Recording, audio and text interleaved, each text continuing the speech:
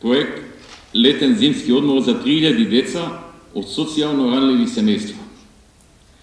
Преку овој проект 3000 деца од социјално ранливи семејства ќе имаат можност да заминат на 7-дневен одмор во летниот или зимскиот период. На тој начин ќе се овозможи децата од социјално ранливите семејства да имаат можност за дружење и рекреација за време на летниот и зимски распуст и воопшто да имаат можност за одмор, за организиран летен или зимски одмор. Предвидено е финансирање на полн пансион за период од 7 дена во туристичките капацитети низ Македонија. Ваучери за компјутери за абсолвенти кои се од семејства корисници на социјална помош или семејства чии заеднички примања на родителите не надминуваат 12.000 денари.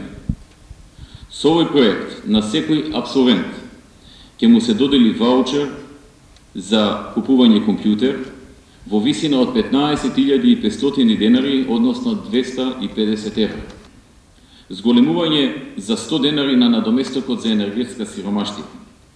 Со оваа мерка, надоместокот за енергетска сиромаштија ќе се зголеми од 600 на 700 денари месечно, односно за 17%. На тој начин, кај најранливите категории граѓани ќе се амортизира влијанието од зголемените цени на енергенците. Проектот за легализација на нерегистрирани трактори и тракторски прихолки. Со овој проект предвидено е да се изнајде решение за регистрација на тракторите кои физичките и правните лица ги имаат во владение или ги користат на територијата на Република Македонија и за кои немаат комплетна документација.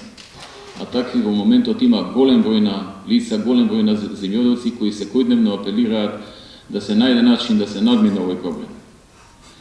Во однос на исполнувањето на техничките стандарди и обврската за плаќање на давачки, ќе се применува истата постапка како и за другите возила согласно законот. Попуст во театрите и музеите, опера, филхармонија, балет.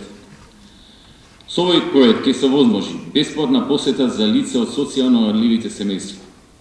Попуст од 50% за млади лица на возраст од 27 години, попуст од 50% за пензионери. Целта на овој проект е да се направи подостапен пристапот до културните содржини што ги нудат културните институции во Македонија за социјално ранливите категории на граѓани, младите лица и пензионерите.